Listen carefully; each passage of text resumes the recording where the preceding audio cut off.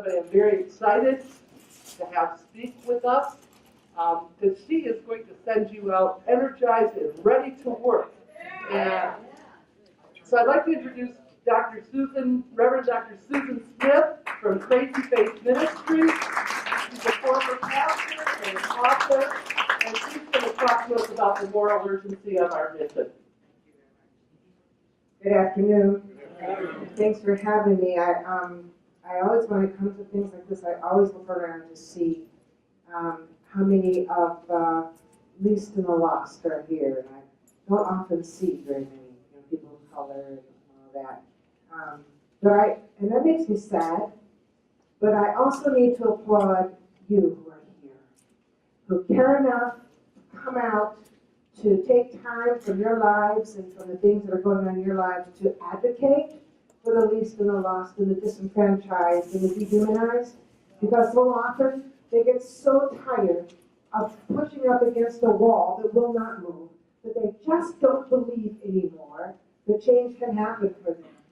So you become agents of what I call crazy faith, a faith that believes that we, collectively, can fight against the empire and make some things happen. Make some things happen in spite of the power and the money. This is what I know. Organized and committed people are the only thing that beat out organized money. And we are fighting against organized money 1,000-fold. And so give yourselves a hand for being here this afternoon.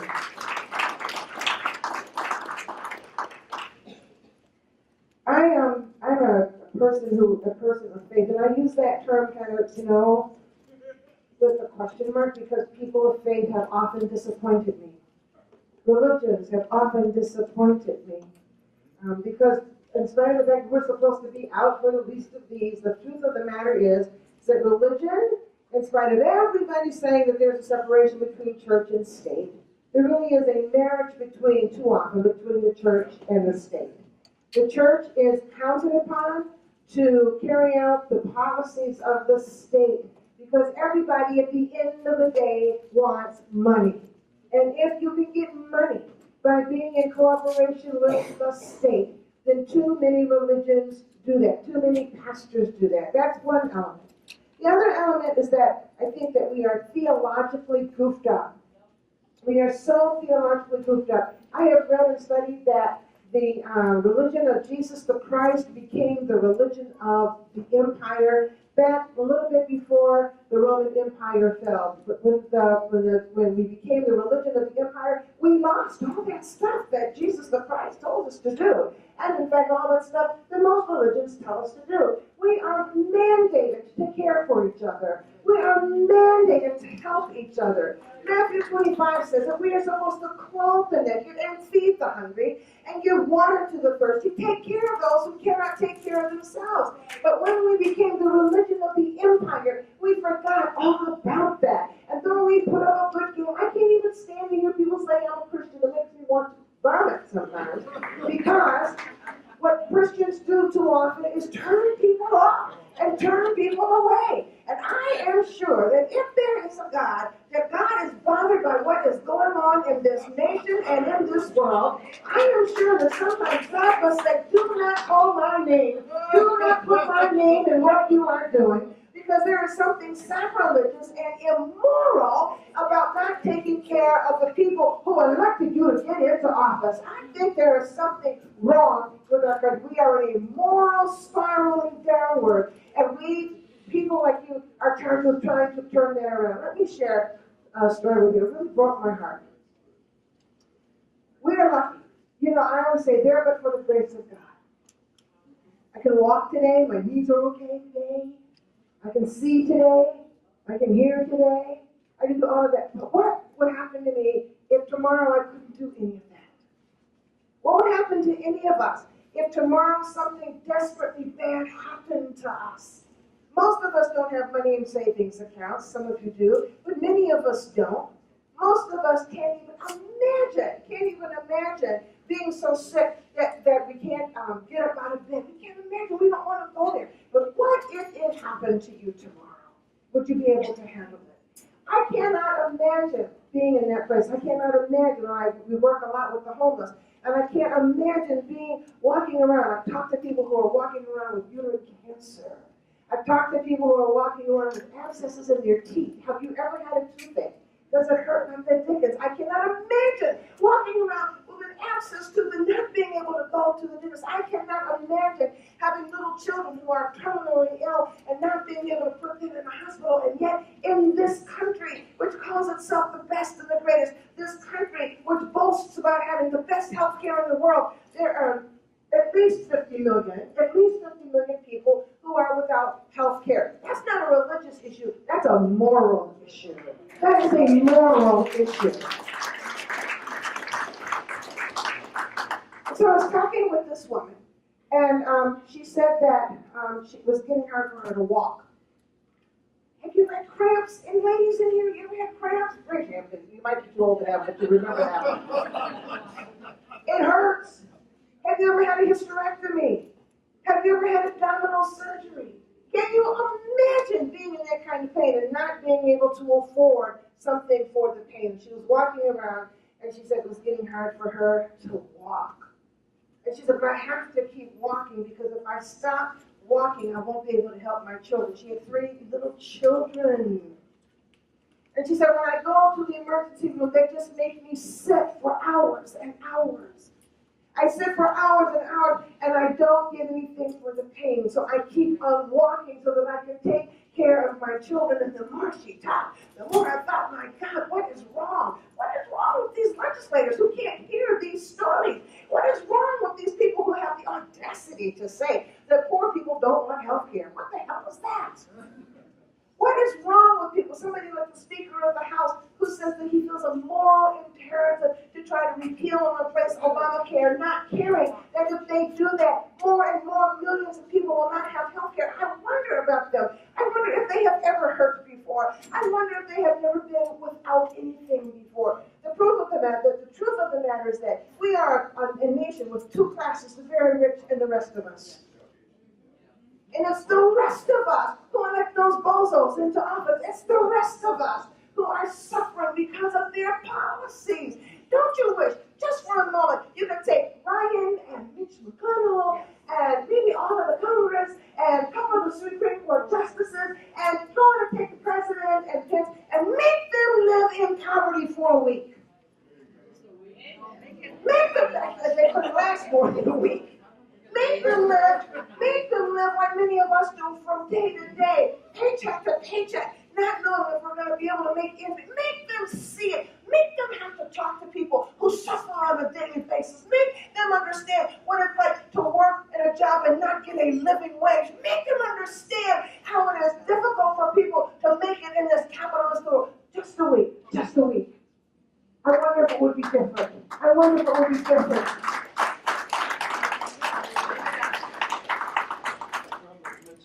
They probably would commit suicide because they don't know. People who suffer, people who learn how to endure, really learn how to handle it on a daily basis. But those who have not had to do it would know what to do. This is what I'm saying to you.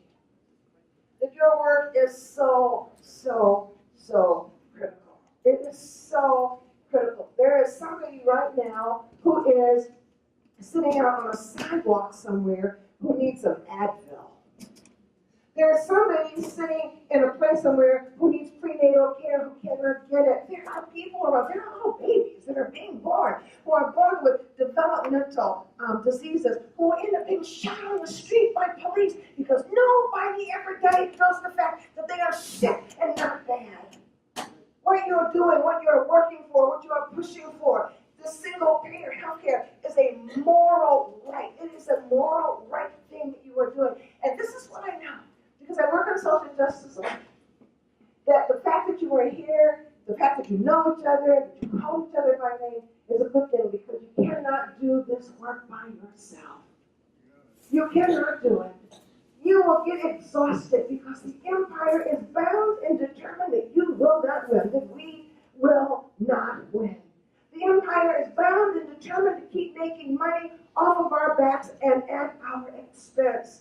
And when you push against the force like that, that's what the Bible calls powers and principalities. You get tired. How many of you have gotten tired sometimes? You work and you work and you work and you still get slapped you are working together means that you are in community and you can lean on each other and help each other and pull each other up and push each other up and stand on the side of each other so that you do not give up the fight. We absolutely have to keep on going out. We have to absolutely keep on putting these cases in front of the faces of people who will not see us. We have to keep on standing there and saying that we're not going to move, that we're not going to let nobody turn us around. We have to be willing to suffer. We have to be willing to go to jail. We have to be willing to do all of that so that somebody somewhere says, wait a minute, they make sense. Now, oftentimes, our pleas don't make any difference. So maybe we have to get creative. Maybe we have to find a way to bother their money. Yeah. Maybe we just need to find a way to bother their money. I don't exactly know what that looks like, but I know this. When you bother the money of somebody, they will listen to you. Bill O'Reilly is not out because somebody thought he was a bad person. Bill O'Reilly is out because how many advertisers was it? 90 advertisers pulled out of Fox News. And these people who knew what he was doing, who had known what he was doing, who were financing him to pay out people to keep them quiet, then these people decided, oops, we have a problem. So maybe we need to find a way to bother their money so that they have to say, oops, we have a problem. Just like the people in the Montgomery bus boycott. Made the bus people say, oops, we've got a problem. Maybe we have to find something. I don't quite know what it is. But make somebody in a hospital go into the administrator when they say, you know what, we've got a problem. And if we don't fix it, we're going to go under. That's the only thing they care about. They don't care about you. They don't care about me. They don't care about, they care about their money. So maybe in our advocacy, as we are working and pushing against the wall that will not move, maybe we need to be really strategic and think of ways where we can bother their money so they'll stop and they'll listen and they'll hear the cries of the people who are suffering. Maybe we need to make them stop and look at the money they're losing. Yes, make them look at that, but then also make them look at the little babies who are dying, the mothers who are dying, the teenagers who are dying because they can't get something which is a right.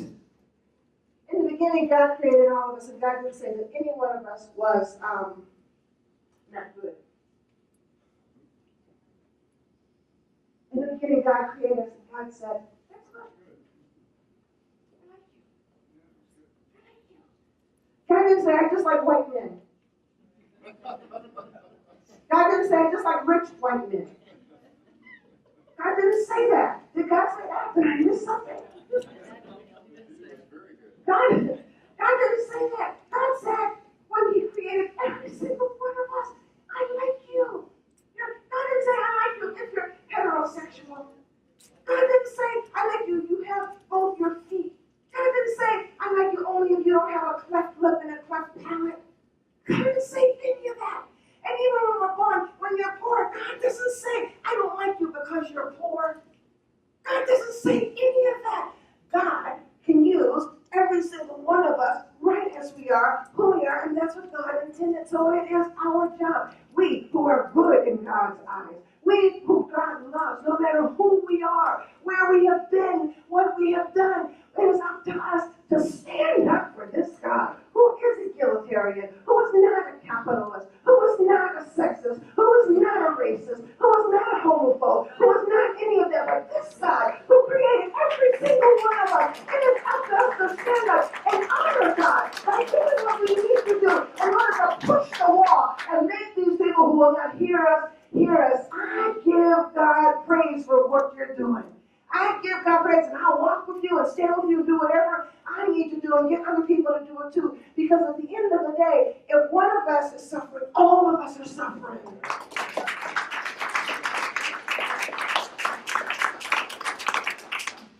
If one of us is in a place of need, then all of us are in a place of need. And so since there are so many people in places of need, we are in need too. And just because you're not in the hospital today doesn't mean you won't be in the hospital of tomorrow. Just because you have health insurance today doesn't mean you'll have it tomorrow. Just because you have your house today doesn't mean you won't have it tomorrow. We have to understand that life is transient and everything that we are right now may not be the same tomorrow as it is right now. So in the name of community, and in the name of justice, and in the name of morality, and in the name of all things that are right and good, I applaud you. I say stand on your feet. Figure out how to handle it, how to mess with their money. Figure out how to look them in the face and tell them that you're not going anywhere. Figure out how to stand tall and to be courageous and to be persistent and to be consistent. And at the end of the day, make them hear us. We elected them. We are their boss. Make them understand that we put them in office. We can take them out too.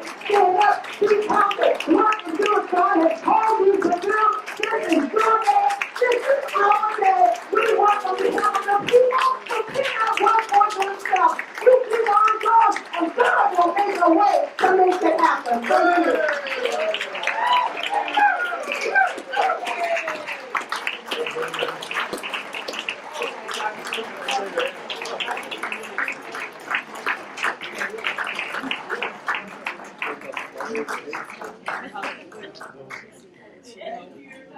Thank you. You want to read the story? Susan Smith was instrumental in putting together a silent march last September that took place the same day as the Memorial March to the state houses across the country.